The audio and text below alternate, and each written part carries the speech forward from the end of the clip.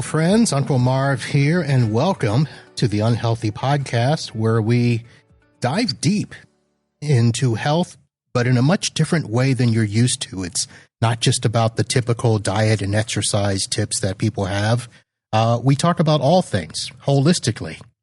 And this show started out as something that it would be me talking about my journey, but I told you that along the way, I would find other people who I think have a journey similar, and, you know, they turn their unhealthy life into a healthy life. So we're going to talk about that, and we're going to talk about embracing your entire self, mind, body, and spirit. I have with me today I'm going to call her a friend, even though that's not how we started out. We were meeting on was it a podcast mixer? Yeah, Is that what it was called in the beginning? Yep. Okay. So I have with me Cat Orsini, and she's a marketing gal and really does a lot of stuff around business and marketing and growing your network and turning it into a net worth.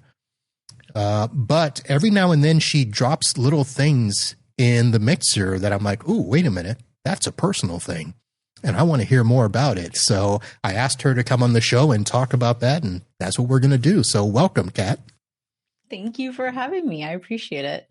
So now that I've done that introduction, let me first ask you, when you hear me talk about that and the fact that you drop little nuggets here and there, do other people ever approach you outside of the mixer and say, what did you mean by that? Or how did you do this? Yeah. I think, the more we share about ourselves and the more that we show up in our allness, right? So there's a lot of too muchness and not enoughness from my past. And I've just come into this place of my allness, in my space and time right now. And I really, growing up, it was very much, you were taught, or I was taught, you separate your personal, you separate your private, you separate, professional, you have to show up a certain way. And I think, it was, 5-8 years ago, something like that, where I just was like, I'm done. I'm done trying to hold up these fake barriers, because they're not boundaries. They're not my boundaries. They're not, they were imposed on me. And I found that I made so much more of a deeper connection when I just brought all of me to the conversation. And I get approached a lot of time to ask, and people sharing, like, thanks for sharing that. People don't show up this way. And it encourages me, but, it's also really scary sometimes to open up at the level that I do sometimes with perfect strangers in instances. Yeah, it's interesting. So you initially always came across as somebody who wasn't really worried about what people thought, whether it was about your hair, about how you spoke, or anything like that, which I'm fine with. I'm the same way, in a sense where I don't do my daily stuff worrying about what people feel about me. I mean, granted, in the background, we kind of do. Yeah. Especially, let's be honest. Yeah. I mean, I want to get clients. I want the clients I work with to be happy. So I do want them to like me. I just don't want them to get up all in my business. Yeah. Yeah. There's been a lot of people pleasing that I've, and I think there's a socialization component too, depending on all kinds of components, but, definitely felt on my side of having to accommodate other people, having to, subdue personalities. I mean, wearing certain masks just to make everybody else more comfortable, and to not be too much. Right. I found that, again, just being myself allowed for me to find those amazing, awesome people faster. And it really kind of lends itself to, kind of going a little fluffy, like, be the change you want to see in the world. It's just be the example, be the person you want to attract more of. And so if I was willing to just show up as myself, then I could attract more of those kinds of people, those kinds of clients, those kinds of connections into my life, into my business, in all different kind of ways. All right. So for somebody listening, thinking, okay, what are we going to get to? So I'm going to lay out a couple of I mean, they're not topics. Don't think of them like that, but things that I've noticed that you've spoken about that we'll see if you talk about them here today. But from the business standpoint, I know that you talked about, having to move away from the bro marketing in terms of the expectations of how you should be in business, whether that's just the marketing business, a female in business. You have mentioned weight loss as part of your journey, and you actually openly talk about a divorce that you went through. So those are the three things that pop out to me. But of course, I'm going to let you start where you want to start. Yeah. I mean, kind of, I guess, start at the beginning. I was born. So I grew up with 5 sisters. So there were 6 of us. I was and we kind of came in a first set of 4, and then there was a 2 at the end. A first set? So there was 4 of us, and there's an 8-year gap between number 4 and number 5. Okay, so not quadruplets. Okay. No, I would have probably a very different personality if that was the case. Maybe not, right? So I scream middle child syndrome. So I was forgotten and unloved, right? And I can hear all of my family rolling their eyes. But there is something, somewhat to the birth order component. My 2 older sisters, after they left to go to college, I was roughly 12, 13, and my 2 youngest sisters were 2 and 1. So I went from being the middle child to then being kind of the eldest child and being responsible. I had a lot of trauma in school, to the point where in 4th grade, I was eating lunch in the bathroom, no friends, being bullied, and all kinds of things. And I can talk about it very, easily and effortlessly because I've done the inner work. I've done EMDR. I've done therapy and lots of it. And I am a lifelong therapy client candidate, and I have no problem with that. But over the course of time, through different experiences, I basically ended up being 22 years old and 320 pounds. And that had a lot to do with, going to food for comfort, for numbing, eating to the point of pain, just to kind of escape my reality. I did have gastric bypass when I was 22 years old. It happened very quickly. The stars kind of aligned. It had just been approved by insurance. My mother reached out and said, "You need this." And I couldn't fight anymore. And I was just like, okay, whatever, because gastric bypass felt like giving up, felt like I couldn't do it on my own and I wasn't strong enough. And I had 22 years showing me that I couldn't really do it on my own. But one of the biggest things with gastric bypass, and there's is something like a 23% success rate, which, statistically looking at the other side, then that means that there's a do the math, whatever fail rate. But what happens is gastric bypass doesn't actually go to the root cause. It's a superficial fix to something that's much deeper. And so I had addressed some of that in therapy, and I'd gotten down to, I think it was like, I maintained right around 170. Now I'm 5'9" and I carry my weight well. And shortly after that, I, kind of started stepping into my worth. I ended up getting married, had 3 kids through IVF, and through the 3 pregnancies, I went back from 170 up to 233. Yes, very specific number, because I remember getting on that scale and thinking, oh no, this is too close to 320. And so I kind of, started trying to work out and try to figure things out. Now, there had been ups and downs between that 170 to 233, right? Like I'd worked out with a trainer. At one point, I found out I had a hypothyroid issue, and that was causing me to not be able to lose weight when I was putting in effort, things like that. And I drastically dropped weight. There was a couple of components. One, I was on a medication that I didn't realize caused weight gain. And I had been on it for decades, and no one had ever said, oh, by the way, watch out. This is a very known side effect that I apparently didn't know about. And so I got that in control, and I started really looking at not having to diet, right, or exercise, but really looking at what would bring me joy and fulfillment. And instead of trying to focus on some kind of arbitrary balance, it was really more about creating harmony within myself, harmony in my environment.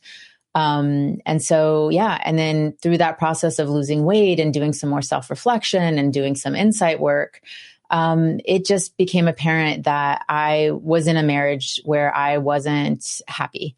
And I was becoming a version of myself that I swore I never would become.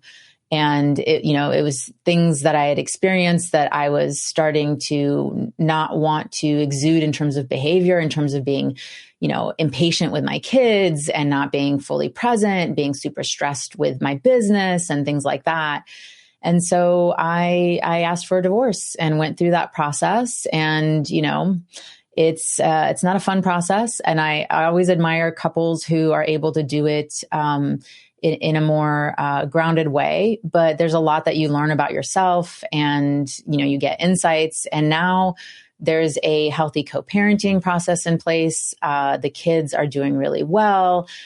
Even recently, I've tapped into a new way of being able to connect with my kids. And I'm just seeing a night and day difference in terms of how they're showing up in the world, how I'm showing up. And it's just, I could not be happier than I am right now. And I've said that every single day, every single year, even since I've been divorced. And it's always true. And I'm always amazed at how much more joy my heart can hold and receive. And it's just an amazing place to be in life right now. Nice, nice. So, of course, I've got a lot of questions, but let's laid it all out for you, though. but let's work backwards. When you went through the divorce, how old were the kids? They were 8, 6, and 4. Four, something like that. Yeah, so 4, 7, and 9. And okay. So they are 10, 8, and 5 now, and they're just turning into 11, 9, and 6 in these next couple months. So it's been 2 years. I was going to say that's more recent than I thought it was. I thought this was years ago. No, wow. They're young and they're, just kind of like in the pandemic, not taking away from frontline workers, but the heroes of the pandemic too were the children, and how they just never missed a beat. And I think that, there's a lot that we want to do to take care of our kids, but they're also a lot more resilient than we sometimes give them credit for. All right. The reason I asked about that, which now means nothing, because I was going to say that I am a product of divorce. My parents got divorced. I was the oldest of 3. And at age 12, things drastically changed. And my sisters, kudos to them for putting up with me, because it was not easy. Well, my parents got divorced when I was 15. They were separated, and they were separated in the house beforehand, and then they didn't get the divorce filing, but they lived in 2 separate houses when I was 15. So very familiar with that stage and having been a product of that environment too. Okay. The weight stuff that you were going through. Yeah. I guess I should ask from the beginning, because I'm not sure how it correlates, but was weight part of the bullying that you were experiencing growing up? Okay. Yeah. I look back at pictures now and I go, I've seen obese kids and been like, oof, like I feel bad for that child, because I can't imagine what their heart is going through and kind of, what their body has to bear literally in terms of weight and going through. And I look back at pictures of myself that, at my mom's house, she has the, old school photo albums. And I'm like, wasn't that bad? I wasn't even big. I mean, there were instances, and I was big later on. But the bullying that happened when I was at school until, it was, all the way through, because I went to the French school growing up, and then I went into the American system for high school. So, all the way through, 8th grade, I looked at pictures and I was like, there's nothing that is really standoutish. But we also I went to school in a time where heroin chic was the aesthetic to achieve, right? And so there was a lot of programming, a lot of things that were put on me that were unnecessary.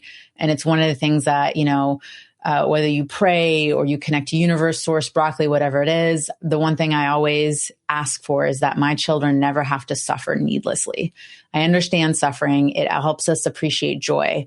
But I felt that there was a lot of needless suffering that I went through. And I could have still been an amazing person without having to go through all of that. But yeah, it was very early on. I remember, and I grew up in a time where dietitians and health practitioners that focused on weight was still very new. So that this is the 80s, right? And they did a lot of harm. One of the things that I remember was I was on a different diet than the rest of my family. And so what that meant was, my sisters could have dessert and I had to sit there and watch them. I wasn't allowed to have it. They could have second helpings. I was not allowed. When I was growing up, there was this shake butter. It was just pure chemicals. And it was this artificial butter that you could shake onto food. And it was supposed to taste like butter. It had a horrible taste. There may have been a hint of butteriness right to it. But I remember that I had separates, right? Everything was separate. It was clear that I was different and that the different was wrong. And that caused a really bad relationship with food for me. And so what ended up happening is I ended up binging. So, my sisters would get a different lunch than I would. So they would get fruit roll-ups and they'd get chips and they'd get a dessert of some kind and they'd get a good sandwich. Whereas I had celery sticks and maybe an apple and, something that just wasn't appealing. And so food became this forbidden fruit in a way. And so when my dad would go grocery shopping and he'd bring back the fruit roll-ups, I would go and eat 6 of them, right? Because there was a box of 8. And part of it is I didn't know if I would ever get a chance to have the food again. And so I had to gorge on it. And I remember hiding the bags under my bed, dumb place to hide it. But apparently I thought it was really an awesome place. That's where kids hide things. Right. And I remember, and actually I just remembered this just now in saying this, is I remember getting caught. And so what I would do is whenever I ate something, I would go in the trash and I would pick up some of the trash and I'd put the wrappers further down in the trash so you wouldn't see it on the top. So it became this very hide and seek kind of game. And it was just about this, I know that I'm different and not in a good way. And they get that. So that means that they're special. And so being thin ended up becoming this on a pedestal kind of thing that was this desire that I never felt I would be able to achieve.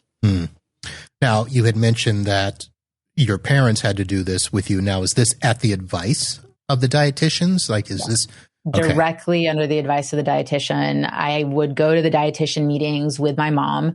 She'd have a meeting with both of us. Then I would go in there and she'd teach me about foods and fruits and vegetables.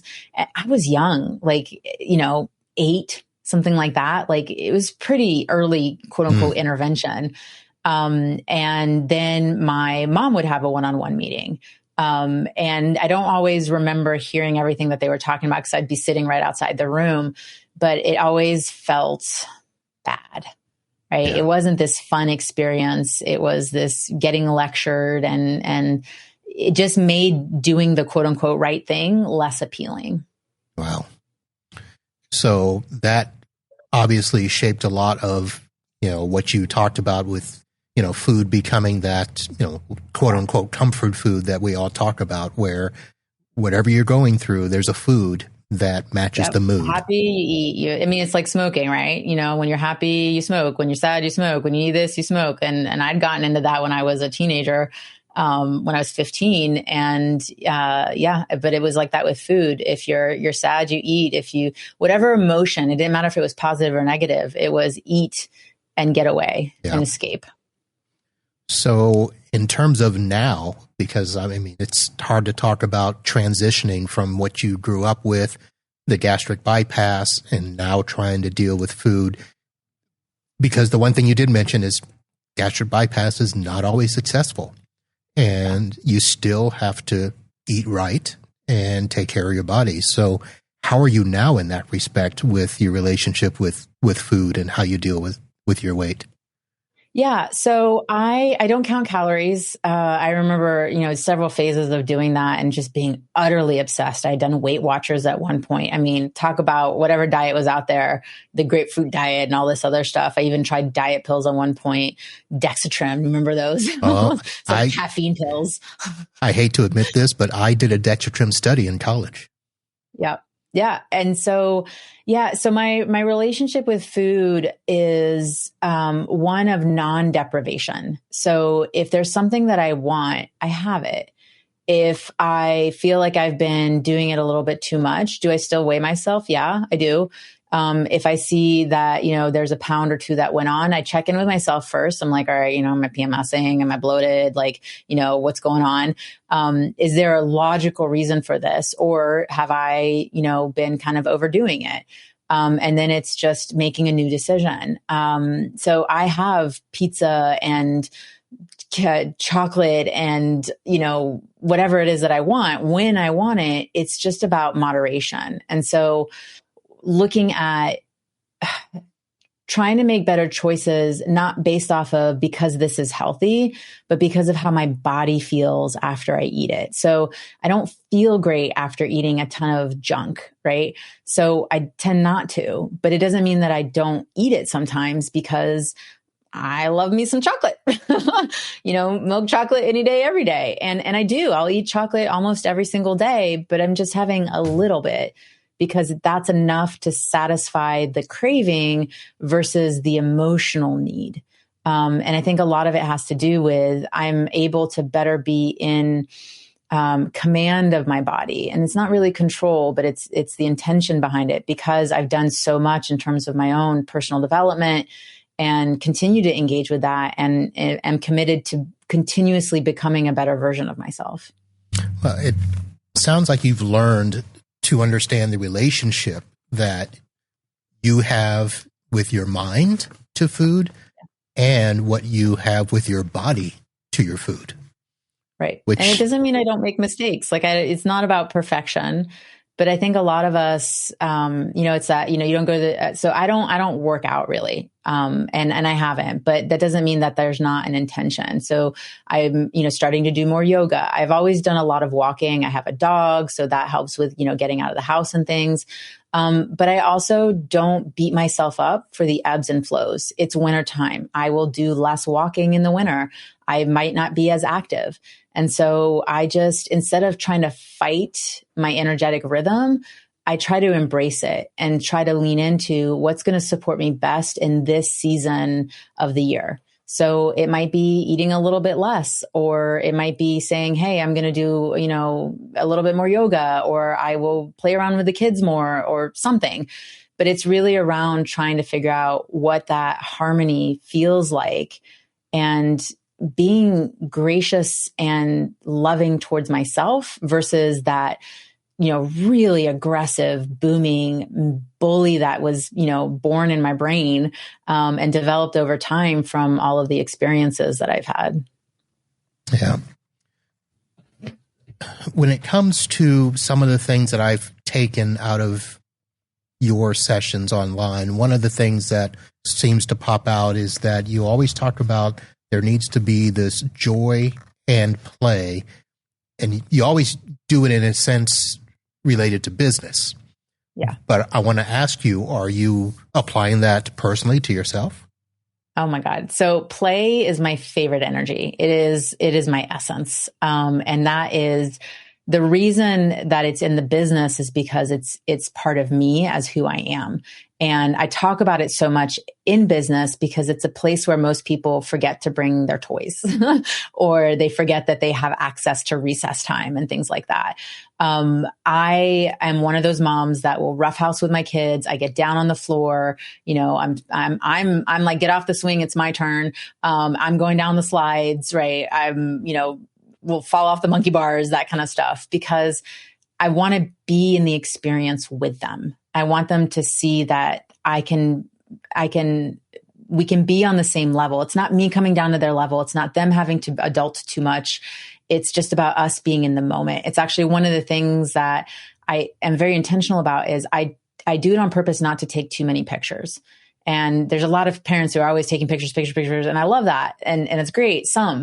But I really try to be in the moment with them so that even though I may not remember it later on, I was present to it and they'll remember me being present to them. And so it's not just me capturing the moment for myself and my own edification, but to give them the gift of this is what it looks like when someone's really with you. And I think that that's something that a lot of us missed growing up. Because there's all these expectations and there's all this seriousness and there's this growing up and responsibility. And a lot of who I am now is probably having to, kind of revitalize some of the things that I felt I missed out on. But yeah, so play energy, it's the one thing when I'm dating, that's the first thing I start looking. I look for kindness is the first thing that I look for in someone. And then I look to see how much of myself can I be, right? Can I be playful? Can I be silly? Can I have the deep conversations too? And all those things. And this is that boundary blur, right? Of I bring all of that into the business. And part of what I love doing with my clients and my community is reminding them that they can bring their whole selves into the business and they don't have to put on this persona of perfection or of, other people's expectations. Because when you are in your allness, you attract people who want that same quality in their life. And that's part of that, creating a business that you love versus a business that's just generating revenue.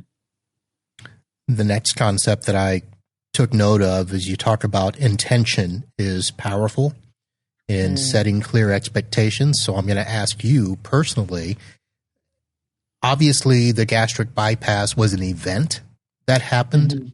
It wasn't something where you actually sat down and intended to make the change. But was there stuff that happened either after that or going through the divorce that you actually sat down and, thought about what is the intent of how you want to be, how you want to live, that sort of thing? I think every big decision I've ever made has started with that exact question. And every time I feel off track or that I'm not achieving the things that I want, it starts with that question. It starts with, I literally take out my journal, and I've got one right there, and I start writing and processing. And I think about who is it that I'm becoming, or who is it that I'm wanting to become more of, and really looking at who that person is and who that person and how that person is living and who is in that person's life. And that person is me, right? So who am I becoming? Who am I attracting into my life? What am I wanting more of? What am I wanting less of? Which means also, what am I willing to release? What am I tolerating? And so those are the things that, that I journaled on when I made the divorce decision. It's not something that comes lightly. I mean, we have 3 kids together. The finances were very steady, and I walked away from a dual income to a single income. And it's not something that's easily done. It's not something where there's nobody who gets hurt in the process. And so, it's looking at every instance of, as I'm becoming more and more of the person that I know I can become, it goes back to that question of being intentional and really leading with heart and that heart-mind connection. Because there's a lot of looking at what's expected as society, what's expected by, parents or other people that maybe you look up to. Their expectations have often shadowed a lot of people's opportunity in life. And so really challenging what I hold true. And it happens all the time in relationships of all sorts, whether it's romantic or friendship or even my relationship with my children. I have to think about that intention of who do I want to be, and question some of the things that I might even hold as truths, to say, okay, well, the only way for me to do this is to do it like this. And a lot of what I learned in business and marketing was, this is the way to do it. This is the way to be successful. And same thing happened in life, where for me, it was get your MBA, get a high paying gig, and, have it be at a reputable firm, and you're going to be happy. And I did that. I got my MBA. I started working at Booz Allen Hamilton, and I started getting promoted. I was doing everything that I was told would lead to happiness and that would bless me as being successful in other people's eyes. But I wasn't feeling it. And so I had to go back and say, I was intentional. I meant to get my MBA. I meant to get this job here. I meant to get promoted, but the intention wasn't in alignment with my own energetic tuning forth of impact. And so I had to look at, my intention took me off path, not on accident, on purpose. How do I get back? How do I get back to feeling alive and not just a cog in a wheel where I'm just, going through the motions on a daily basis? How would you describe this release and tolerate concept, because I think it sounds easy, but I'm sure there's a lot of hard decisions there, right? There are a lot of hard decisions, and it has a lot to do, I think, with prioritization. So, tolerating has a lot to do with self-worth and aligning yourself to how you want to live and whether or not you deserve that. So it's this worthiness and deserving aspect of it. And there's a lot of mindset that comes into play, and some of it is deeply ingrained. I want to be loved, but I don't deserve that. I don't deserve to be this, or this based off of whatever experiences. And I'm using extremes here, right? But part of working through that is finding the evidence. And you can find the evidence to support or contradict whatever it is you want your truth to be. And a truth is a story, and you can tell a different story. And how many times, and I'll use like the typical dating example of, he didn't text back. She didn't text back. They didn't text back. Oh my God. That means that they're dating someone else, or they hate me, or I said something, or blah, blah, blah. Or you could just tell yourself they're busy. And I could look at the evidence. Have there been times where I've been busy and meant to text back? Yep. How many times has it been that I thought someone was a horrible person and that's why I didn't text back? Maybe once, twice, right? What's the likelihood here, right? And so part of it is that is a trauma response. And I have less of those because I've done the work. And so part of it is really looking at where are we putting our energy? How much of it is being wasted? And, are we tolerating things that we know we shouldn't be? And it doesn't mean that there aren't new instances where you kind of feel like you're starting back at square one, where you're like, I handled that here, but dang it, over here, it feels like it's like a brand new muscle. So it is that it's a muscle. It's working it out and really standing in your worth and saying, this is how I deserve to live. And I believe I am worthy of living this way, irregardless of some of the little gremlins that might be screaming. And in order to kind of allow them to calm down, because I don't want to say fight them. There is value in what your gremlins, your saboteur, your negative voice is telling you. It's the shadow side. There is huge gift in being able to look at it and have a conversation and say, what is it that you need from me in order to feel better about this situation? And I think that it's not about this fighting or this aggressive approach, but really kind of embracing all of you, which is, if you want to categorize it as, negative, positive, whatever, and really, again, finding the harmony and having the conversation and sounding a little schizophrenic, right? And leaning into what is it that I need in order to make a better decision? What is it that I need in order to feel confident about this? What is it that I need in order to become this version of myself that has these things that I desire, even if in the moment I'm fighting it because of some past story or experience or something like that? We can hold that innate deservingness and worthiness as pure light. And what we're just trying to do is kind of dust off all the dirt that's been put on it over time. So for my listeners out there, I'm going to go ahead and state now that if I were a better podcaster, I would have pre-recorded this and had all of these bullet points ready to summarize after the show, saying, if you're having this, think this. If you're having that, think that. But you guys can hear in her voice, and you can, surmise from yourself what resonates and what doesn't. In terms of where you are now, I guess the first question and the simplest is, how do you feel? Amazing. Yeah. I knew this place was a place that was possible, and I knew that it would take making difficult decisions. And I can still tap into the little girl who never thought it could be possible. She knew it's this very interesting feeling of, I didn't think it could be possible, but I also knew it was. And it's amazing to me from where I've come, what I've been through, all the trauma that I've experienced. And, one of the things that people say, and I still struggle with this one when they hear, because like, this is just the surface level of some of the things I've been through. They're like, what, you don't seem like someone who's gone through all of that. And I was like, yeah, because I've done the work.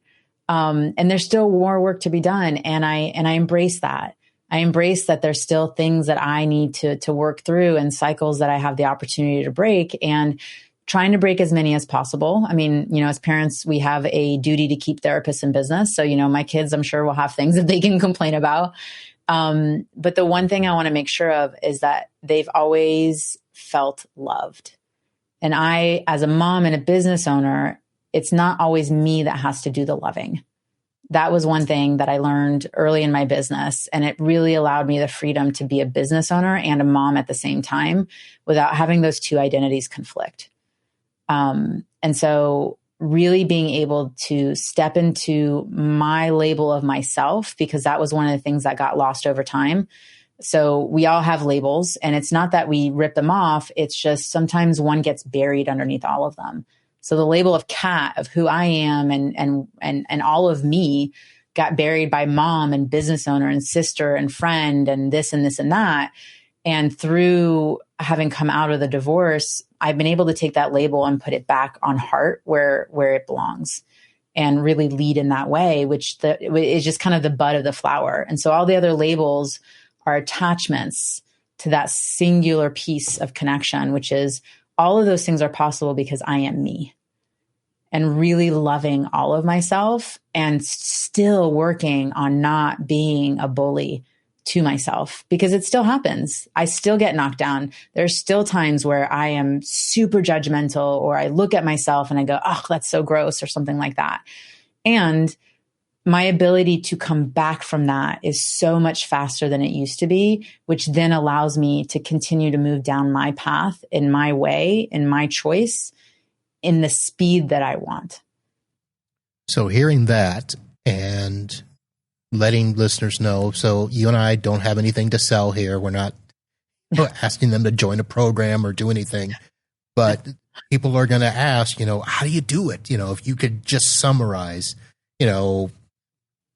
what you've been through and how it can help others, what would you say?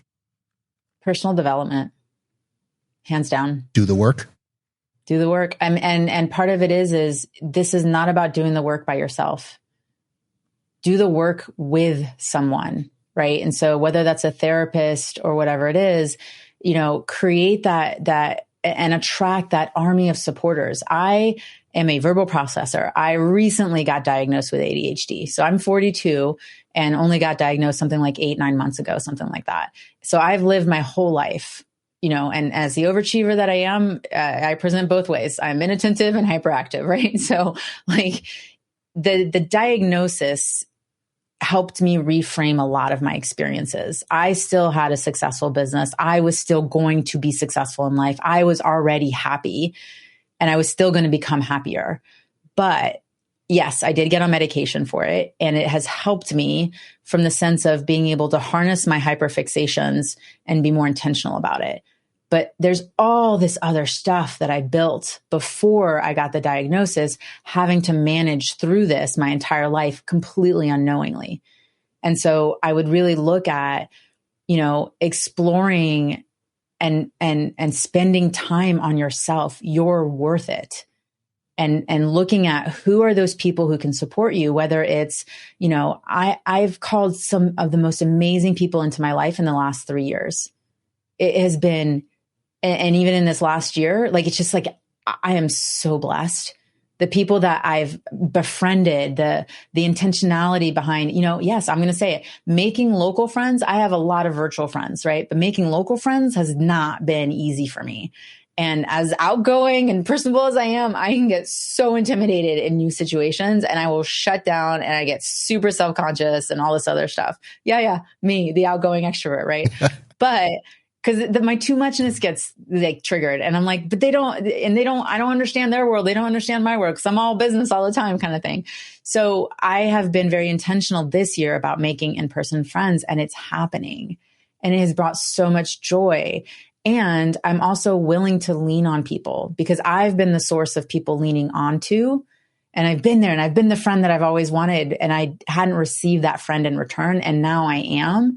And so when I need to process, because I'm going back to the ADHD rabbit hole that I started on, I can go to different people and I work through not apologizing anymore, being who I am. Hey, I need to process this again. Is that okay? Not, hey, I'm sorry. Right. It's just a different shift of just owning this is what I need in order to be able to move through something. And understanding yourself at that level is a real gift because then you know what you need in terms of resources in order to get the support that you want. So maybe it's a therapist. Maybe it's, I did EMDR. That was absolutely life-changing for me. It helped me reprogram. Reprogram is not necessarily the right word. It helped me create a different relationship with my past trauma. It didn't erase it. It didn't negate it. It didn't amplify it. What it did was it is just a marker in my life. And so I can talk about things now without the trigger of an emotional response because it's been de-triggered is the best way of saying it. It doesn't activate me. And if it does, I can look at it and I have the cognitive behavioral therapy skill sets to be able to move through that faster. And then anything new that happens, I have my resources. I have my therapist. I have a great relationship with my mom. I have a great relationship with my dad now, right? Like I can go to different people for different things and ask for what I need and not feel like I'm imposing on anyone. Nice. And I still check in. Hey, is this okay? Yeah, that's totally fine. Great. Now I don't feel like I'm imposing and I can just be me. And so having those skill sets, and that's the big thing is asking for what I want, right? Like that's been a really awesome lesson and using my voice and not dominating in a way, but being okay with even if that happens, then that's fine. It's all a lesson learned. And the people around me love me. And they'll just ask clarifying question. Though that's the biggest thing. I was really excited about this. The biggest thing that I have been doing lately is just, I'm gonna cuss. So just, Go ahead. if you're listening, say the fucking thing. Just say the thing. If you have something that you want to ask someone, you have something that you want to say and you can't find the words and they're not right, just say it and trust that the person you're talking to is going to give you the space to clarify if you said it wrong. Give people the benefit of the doubt that if they're in your life and they're people you love and you enjoy being around them and all that those caveats, give them the benefit of the doubt that they're not there to hurt you, that they're not trying to be mean, that they're not trying to stealthily cut you with 1,000 paper cuts, right? Give them the benefit of the doubt and just say the thing and work through it with them. It is so much more freeing than anguishing about the thing in your head for hours or days or years or whatever it is. Just say the thing. If that was my one takeaway from this year, say the thing. All right. I'll second that. I have a thing that I've had to do with people because I filter. And I, for a long time, would not say the first thing that came to my head because sometimes it wasn't appropriate or it made people feel a certain way. And I had to learn, obviously how to say it, maybe better. But the problem would be trying to think it over in my head 10 times, 15 times. How do I say this? How do I say this? Maybe I shouldn't say it. Well, here's the problem. You spent all that time inside your head. You got to get it out. So you're right. Yeah. All right. I was going to try to wrap this up in a nice, tidy little bow, but we just kind of went sideways there. I do have one more question that I want to ask because you talked about self-diagnosing yourself ADHD years ago. I was TikTok diagnosed. Yes. So, what was it like to actually, just a few months ago, actually get diagnosed ADHD? It was crazy. So I was 40 and sitting on the couch, and my best friend was sitting next to me, and I have this amazing relationship with this person. But we've only actually ever met like 4 or 5 times in real life, but we're best friends, and she's my everything. Anyway, I could go on and on about her, but she was like, "Hey, watch this video." 'Cause she happened to be visiting in the area. And I look at the video, and it was one of those put your fingers down. And it was like 10 of them. And there was like, put your fingers down if you leave the cabinets open. Put your finger down if this, this, this, and this. And I was listening to it, and I was literally putting my fingers down. And I was like thinking, why does this person know my secrets? Why does this person, wait, other people do this? Hold on. I thought it was just me being weird. And wait, that's what that person used to yell at me for. And that's what that person hated about me and all this other stuff. And then at the end, it was like, well, then you probably have ADHD. And I just was like, no. And I just kept saying that over and over again for like 10 minutes. I don't have ADHD. I don't have ADHD. I don't have ADHD. I don't have ADHD. No, like that's the common cool thing to have right now. Like everybody has ADHD. And so tradition, like basically in pure ADHD form, then it was like 2 years later when I was like, all right, maybe I should do something about this. So I had gotten an initial diagnosis in terms of like doing a form with a therapist probably 6 months later. And she said, yeah, there's enough here that it definitely warrants that in-depth testing, which is a 2-hour test. And I was like, cool. She's like, so then you just need to schedule it. And I was like, yeah, awesome. So one of the things about ADHD people, and not everyone has the same symptoms, but this is pretty common. Self-care tends to be something that we're really bad at. So a lot of times it can be things like brushing your teeth, going to the doctors, scheduling appointments for yourself, staying organized and things like that, right? So this is just about you. Now, if someone else asks you, you're on it, all good. I can take care of that. But when it's for you, it's a little harder. So it was about 1.5 years later when I finally made the appointment. And I remember being super stressed going into that test. And I'd actually called I called a sister and I said, hey, I know the first one has it. Like, let's be clear. That's clear as day. And I was like, mom's definitely undiagnosed. And so, we started laughing and I said, but does anybody else in the family have ADHD? And she mentioned one of my other sisters had just gotten diagnosed. And I was like, I knew there's a genetic component to it. And in that time, in that 2 years, I believe 2 of the 3 of the kids were diagnosed with ADHD.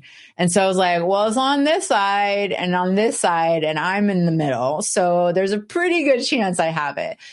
But I was really concerned around influencing the test. And depending on my mood of being like, I want to have it because it would be awesome to be on medication because maybe that'll help me. But I also don't want to have it because I don't want to use it as an excuse. And what if medication doesn't help me? And then I'm really broken and then nothing's going to fix me. And so I kind of went into the test being like, I don't want to influence it. I don't want to influence it. And I started the test and I was like, I can't influence this. Like, there's no way. And I remember the moment where I was like, I have ADHD. It was the last test. And it was this test where they were showing you, so you were on a screen and it was an audio and visual. And they would either show you the number 1 or they would say the number 1 and you would have to click. So they practiced first with clicking on the 1, hearing the 1 or seeing it, you click the mouse button. Then they stopped and then they did it with the number 2. And so you would see number 2 and you would hear number 2 and you have to click on it. And then the third part of the test was now only click when you hear number 1. So they would flip between 1 and 2s, audio, visual, all this other stuff. And I remember the 2 would pop up and I'd click it. And I'd be like, I literally was looking at my hand and was like, what are you doing? Why are you clicking the button? It's just not, that was a 2, not a 1. And I remember getting so mad at my hand for clicking when it wasn't supposed to click. And I was like, okay, this is impulse control issues.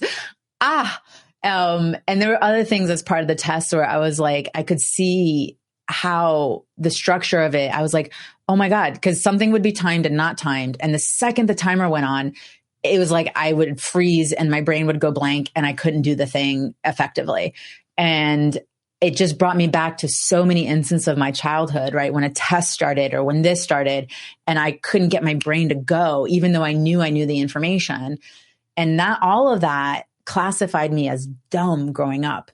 So I was told very frequently that I was not intelligent, that I was probably not going to be able to amount to very much, especially in comparison to my sisters who were very bright, who were very book savvy and all this other stuff.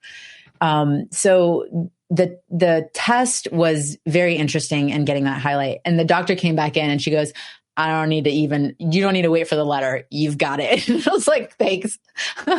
So she's like, not only do you have it, you have both. And I was like, oh, great. Oh, there's two. I know, right? Like the overachiever, inattentive and hyperactive, right? But I remember starting to go home. And even though I had researched ADHD and I had clearly built structures in my life to be able to help facilitate my neurospicy brain to still achieve success, what it did was it allowed me to go back to my past and be easier on myself and to release, it's not that I was weird. It's not that I was broken. It's not that I was dumb. It's that my brain just works differently. And the structure that I was in did not accommodate the kind of brain that I have. And so I just was able to understand my experience better versus feeling wrong for being who I was. And it just created a little bit more love for myself, that even though I, had moved on from it and I had created success in my life, I felt like I was able to give myself, my younger self, a hug. And even though I knew everything was going to be okay, because I'm living that okay life now, it just felt like being able to connect to my past and be more empathetic. All right. Well, Kat, we went a little bit longer than we thought, but that's because I don't know how to shut up. But thanks. No, not necessarily. I just didn't want to interrupt at an inappropriate time because I wanted you to share your story, and it was interesting. And I like all the stuff that you did, the way that you process things, the way that you I don't want to say self-corrected. That's probably not the exact phrase, but it was a lot. Listen, self-confidence isn't about being perfect, right? Yeah. If you want to be different, you got to do different. And that's what you did. You sought out the reasons and you fixed them. And that's really what this is about. And in terms of the unhealthy podcast, that's the only thing I want to share with people, that listen, there are areas of our life that are not healthy. And it's not just about our bodies and our diet and stuff. Sometimes it's about the stuff we went through. Yeah. And you got to fix it. So I appreciate your story, and thank you very much for telling it. Of course. Thank you. All right, folks, I'm going to have her information in the show notes. Obviously, again, we're not selling anything, but if you feel like you have a similar situation to Kat's, or you do want to, look her up because you've got a business that, you want to market and make more profitable, she can help you with that. And if you like how she was here on the show, that's exactly how she is in the business. Right? There's no more masks. But maybe we'll have you back on again in the future. But thank you again very much. Thank you. And thank you, folks, for listening and subscribing. Head over to unhealthypodcast.com and check out some of the other shows. If you're not a subscriber, click that follow button in the top right and find your favorite podcatcher, and you'll hear more later. But for now, that's going to do it. And whether you're struggling with, weight, health habits, or personal growth, as I mentioned earlier, the first step is simple. If you want to be different, you've got to do different. And for now, go out, live healthy, and be happy.